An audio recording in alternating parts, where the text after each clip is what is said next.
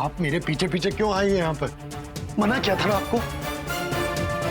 पूनम जी, आप समझती क्यों नहीं? मैं आपके लिए नहीं, प्रार्थना के लिए बात करने आया हूँ यहाँ। मेरी बहन की तकदीर में आज जो दुख है ना, वो इसलिए क्योंकि मैंने आपसे शादी की। इस बात का एहसास तो आपको अच्छी तरह होगा ना पूनम जी। फिर भी आप मेरे परिवार की खुशियों में रोड़ा डालने चली आई यहाँ पर।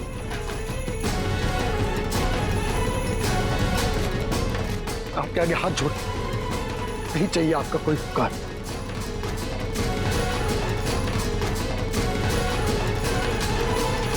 आकाश,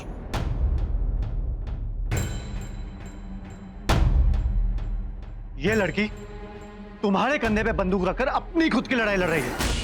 अरे इसे तो मैं उसी समय पहचान गया था, इसीलिए इसे मंडप में ही ठुकरा दिया था मैंने।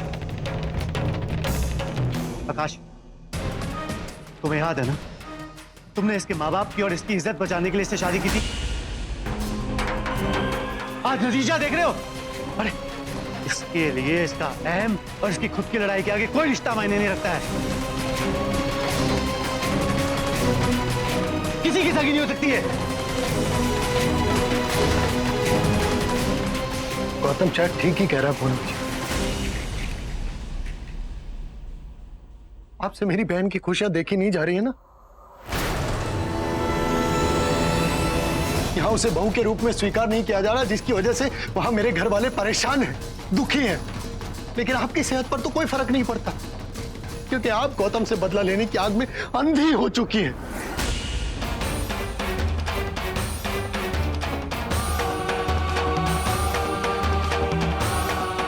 पूनम जी, हमारे घर की खुशियों में और आग मत लगाइए। हाथ जोड़ता हूं आपके आगे, चलिए चलिए यहां से, चली जाइए।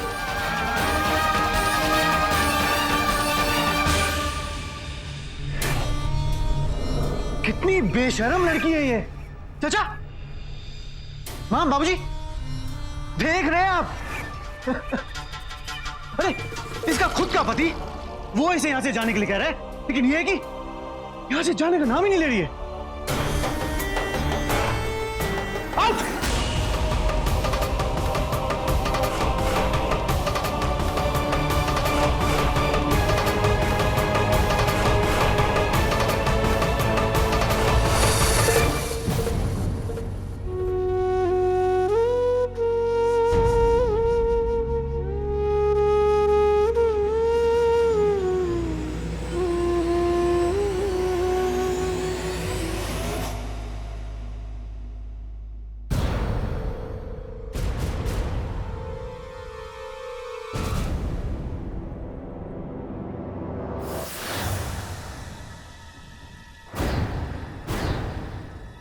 देखिए,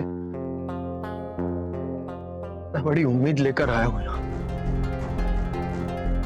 गौतम, मेरे हालात और मेरी मजबूरी तुम अच्छी तरह समझ सकते हो।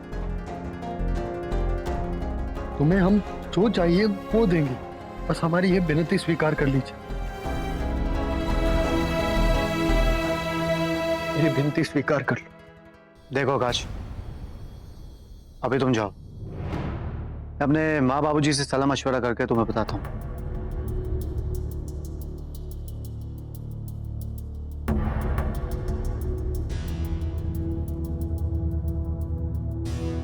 बड़ी मेहरबानी आप लोगों की।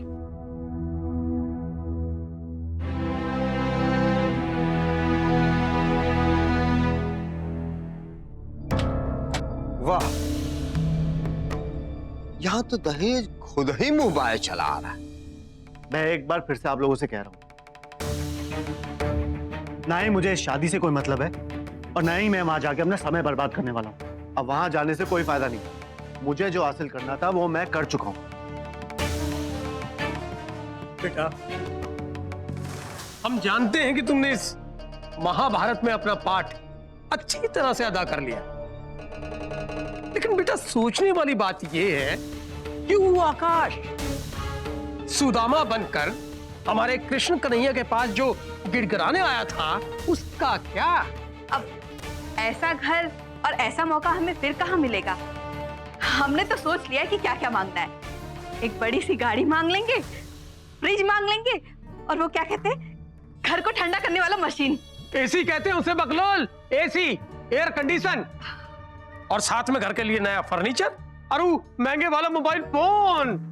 अच्छा एक काम करते हैं, लिस्ट बनाते हैं ताकि मांगते वक्त कुछ छूट ना जाए।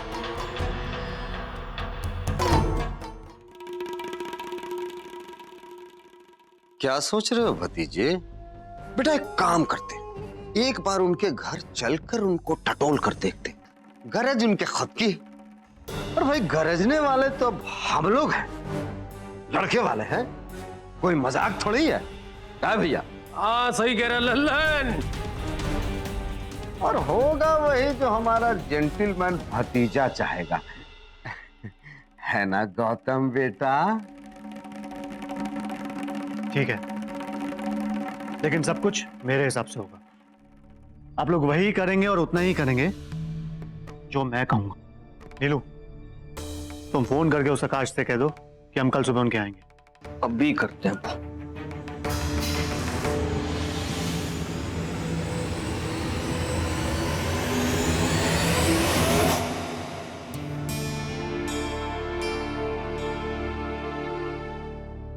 सब सामान पैक हो गया? हाँ पापा, हो ही गया ऑलमोस्ट। कोई हेल्प चाहिए तो बोलना। नहीं नहीं, बस हो गया। बेटा, ये तुम्हारी पसंद का मिर्च का अचार है और ये नमकीन, संभाल कर रख लो इसे। अरे माँ, उसे कहाँ रखूंगा मैं इसमें? रखो। भैया आप परेशान मत हो, मैं एडजस्ट कर देती हूँ।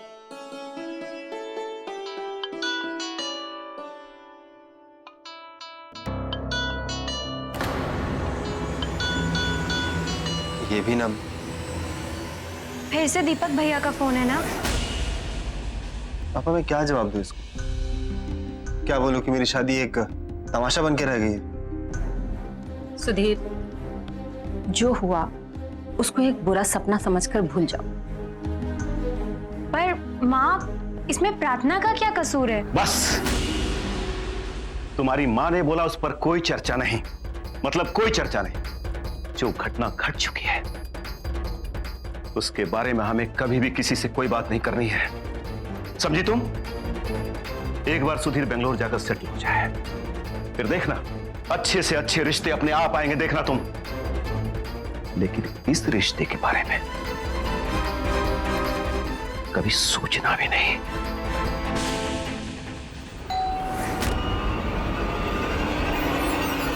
इस वक्त कौन हो सकता है? मैं देखती हूँ।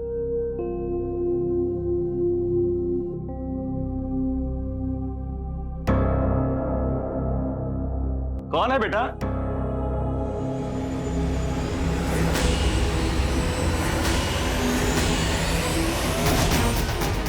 तुम इस वक्त यहाँ?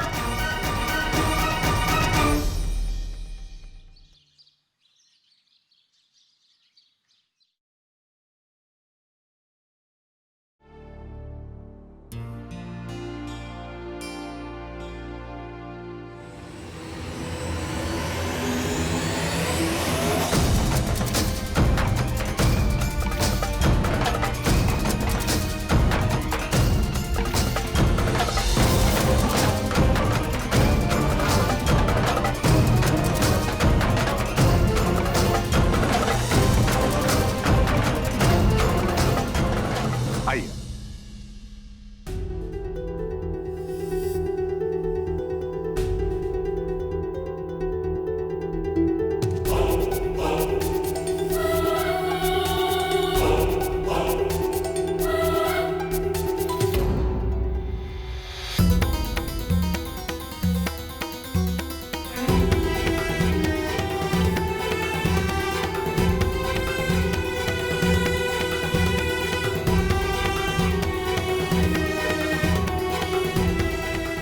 बच्चों, कनू का हाथ बटाओ। जी दीदी।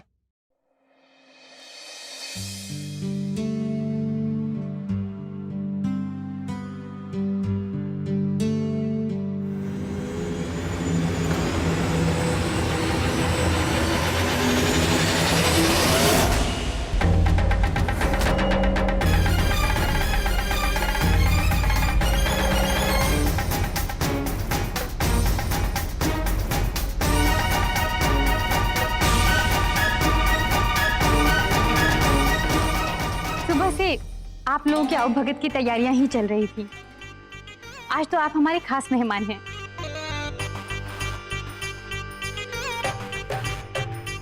जी वो अम्मा और बाबूजी आप सब लोगों से आमने सामने बैठकर बात करना चाहते थे, प्रार्थना की विदाई के बारे में।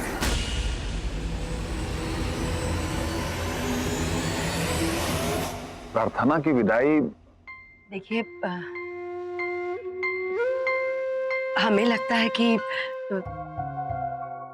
ये क्या हुआ, कैसे हुआ, इन सब पर मिट्टी डालकर हमें आगे बात करनी चाहिए।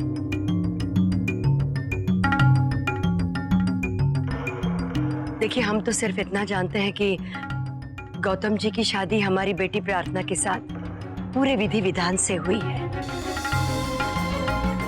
इसलिए हमें ये शादी पूरी तरह से स्वीकार है। हम चाहते हैं कि देखिए, अभी तक हमने कुछ सोचा नहीं है। इस सब में हमारे घर वाले तो थे ही नहीं ना। मतलब कि लड़की का देखना दिखाना, पसंद करना, लेना देना वगैरह वगैरह। अब ये सब तो शादी में हुआ ही नहीं ना। हाँ हाँ, हमने लड़की वड़की तो देखी नहीं है ना। मतलब ये शादी कुछ अलग ही चीज हुई है। आपने रबड़ी तो ली ही नहीं। सीतापुर की खास रबड़ी है ये, खास आपके लिए मंगवाई है। अरे तो हमने कई बार खाई है। ला दो।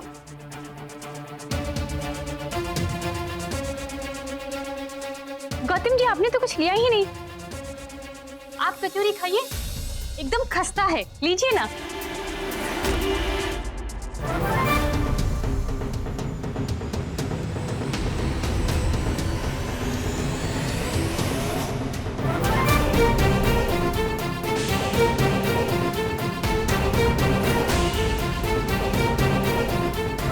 कितने लीचड़ लोग हैं, 2 पैसे के खाने में मुंह डुबोए पड़े हैं। दहेज के लिए इस वक्त कितना बड़ा मुंह खोल सकते हैं, कितना कुछ लपेट के लेके जा सकते हैं ये लोग यहाँ से। इन मरभूखों को अंदाजा ही नहीं। चलो अच्छा ही है, रंग रूप की मारी बेटी सस्ते में विदा हो जाएगी।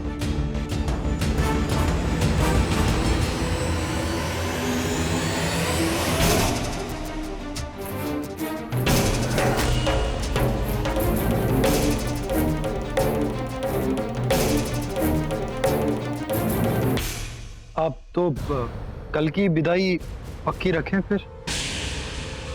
देखिए, मेरी कोई दिलचस्पी। देखिए, खाली हाथ विदा नहीं करेंगे हम हमारी बिटिया को।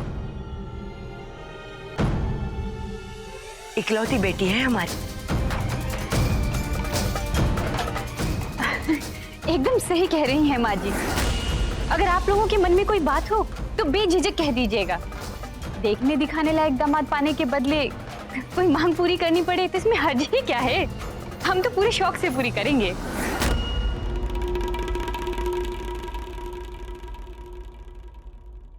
हाँ हाँ, बोलिए ना,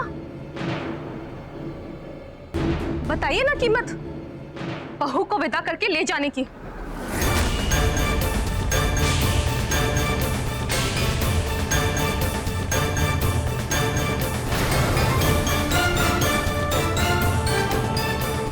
इतना सोच कर रहे हैं, ऐसा मौका दोबारा नहीं मिलेगा।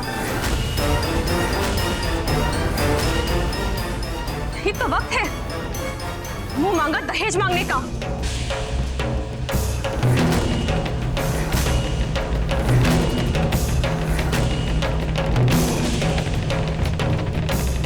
और आप लोग अपनी बेटी का मोल भाव करते वक्त कुछ दिखाई नहीं दे रहा। ये भी नहीं देख पा रहे हैं कि गौतम प्रार्थना को स्वीकार करने के लिए तैयार ही नहीं। और इनके आदरणीय माता पिता, इनको तो यकीन ही नहीं हो रहा अपनी किस्मत पर। समझ ही नहीं आ रहा है कि क्या मांगे।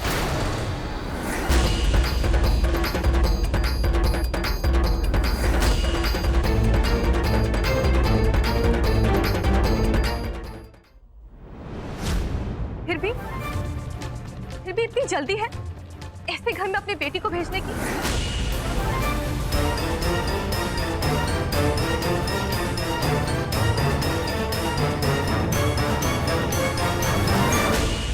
अब क्यों आई है यहाँ पर? बीच में नहीं बोले तो अच्छा होगा। आप सही बोल रहे हैं देवर जी, पर गलत भी आप ही हैं। आप ही चुनकर लाए हैं अपनी समझदार अर्धांगिनी को, और घर के शुभ काम काज में भी अड़ंगा देने का हक आप ही ने दिया है इन्हें। हाँ, बाबूजी उठिए, चलिए यहां से।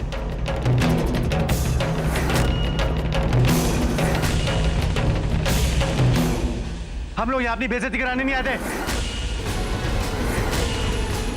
पहले खुद आके हमारे घर पे हमारे सामने नाक रगड़ते हो और उसके बाद हमारे साथ अपने घर पे बुला के ऐसा चालू कर दो। देखिए देखिए, मैं आप सबसे माफी चाहता हूँ। आप लोगों से विनती है, आप लोग बैठ जाइए। हम में से तो किसी ने कुछ नहीं कहा ना, ये तो पूनम जी ने कहा है। मैं अभी इन्हें देखता हूँ, आप लोग प्लीज बैठे। हाँ भाई साहब, हम भी मजबूर हैं इस लड़की से। पिछले जन्म का कोई हमारा पाप होगा जो हमारा पीछा नहीं छोड़ रहा है।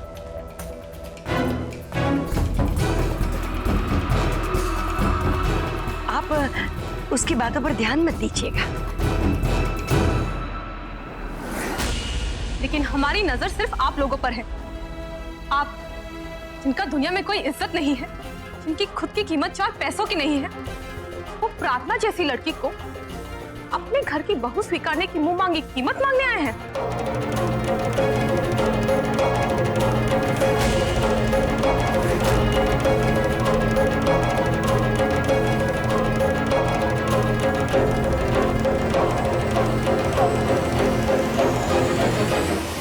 यहाँ हम सब बात बनाने की कोशिश कर रहे हैं और आप। सब समझ रहा हूं मैं। प्रार्थना मेरी बहन है, आपकी कोई बहन होती ना तो आपको समझ में आता।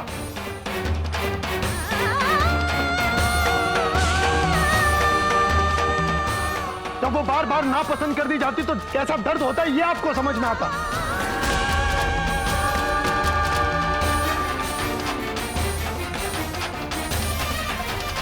आप कभी नापसंद नहीं की गई ना प्रार्थना की तरह।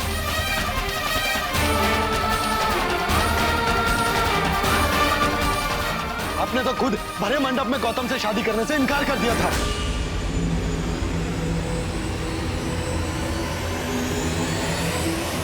आपके परिवार की इज्जत के लिए मैंने आपसे शादी की। मां की लात कहने के बावजूद भी मैंने आपको इस घर में रखा।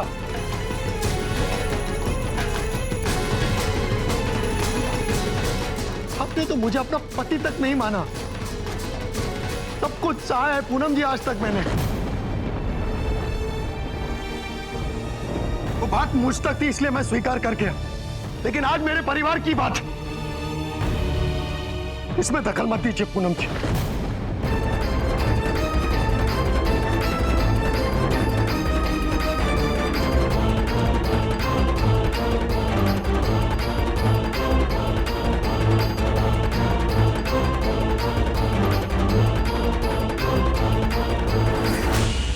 आकाश, ये तुम कह रहे हो?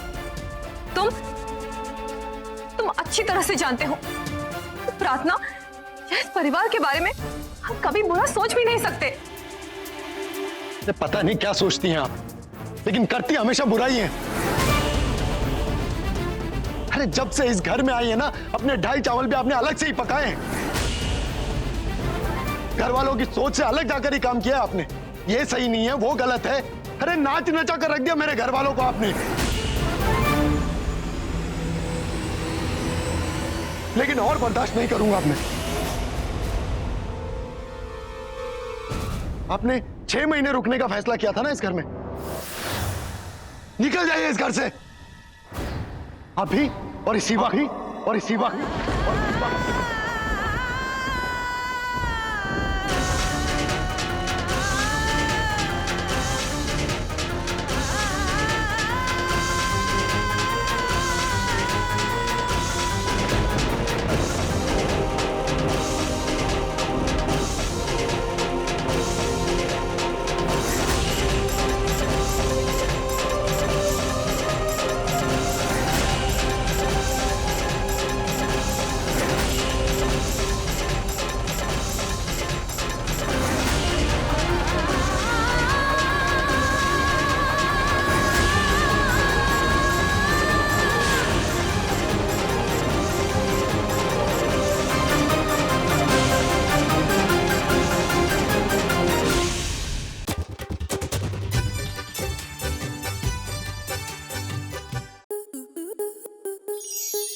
स्टार प्लस के ऐसे ही और बेहतरीन लम्हे देखने के लिए सब्सक्राइब करें हमारे YouTube चैनल को।